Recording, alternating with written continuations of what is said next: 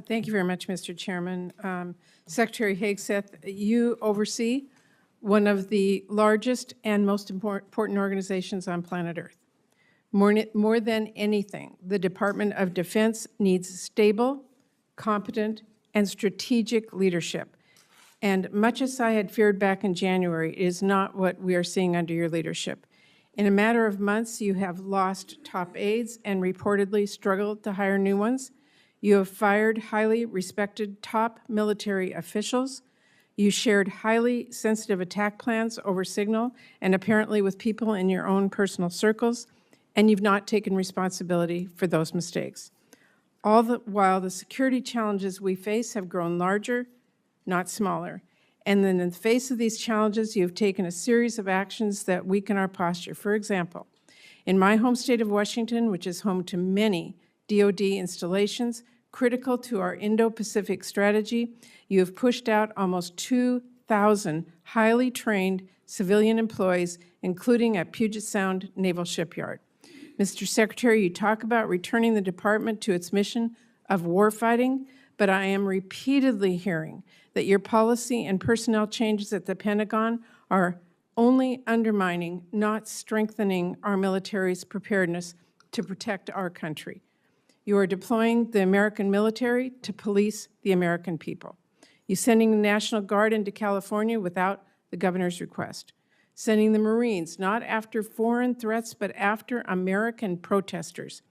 And now President Trump is promising heavy force against peaceful protesters at his DC military parade. Those sorts of actions and that sort of rhetoric from a president of the United States should stop every one of us cold. Threatening to use our own troops on our own citizens at such scale is unprecedented, it is unconstitutional, and it is downright un-American. We should all be speaking out against this and demanding accountability. Now, Mr. Secretary, I have to say, for people who tout their commitment to transparency and efficiency, I've never seen an administration more bent on hiding basic facts from American people. Your department has been unresponsive to congressional inquiries and oversight requests, all the while you are working to muzzle the free press, denying journalists access to the Pentagon press corps. Now, before I turn to my questions, let me just note, it is now mid-June, and we only, just a few days ago, received some, but not all, important portions of your budget request. It should not have taken this long to get this request, and we do still need to see the justifications in order for this committee to do its work. We're missing those. Not having a full budget at this juncture is really unacceptable. So I am deeply concerned.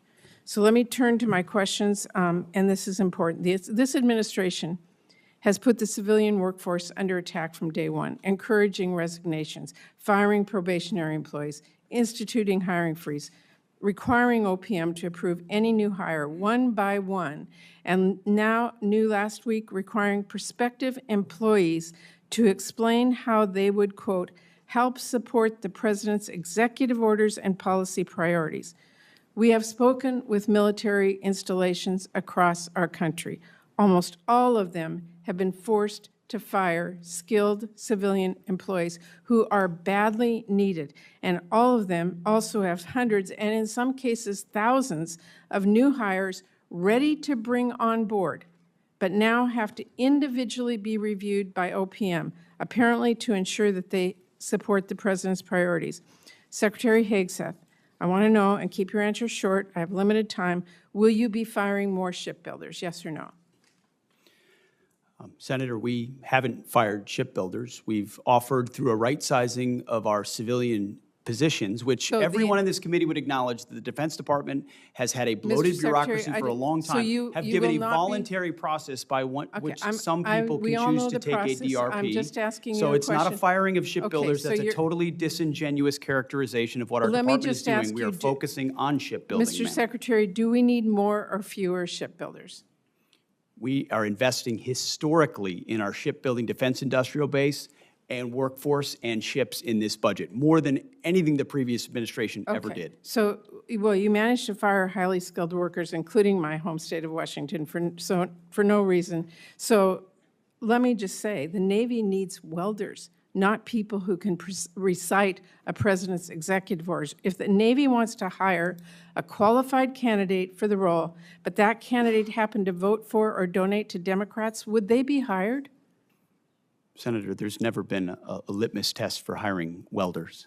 Well, If that, you can that weld, is you what can the work new, at the Defense Department. that is what they're being asked. And Mr. Secretary, I just have to say, we need to drop the politics in our military. We need to hire the best people. We do not need to force them out. That is simply the case at this point. I'm out of time. Thank you, Mr. Chairman.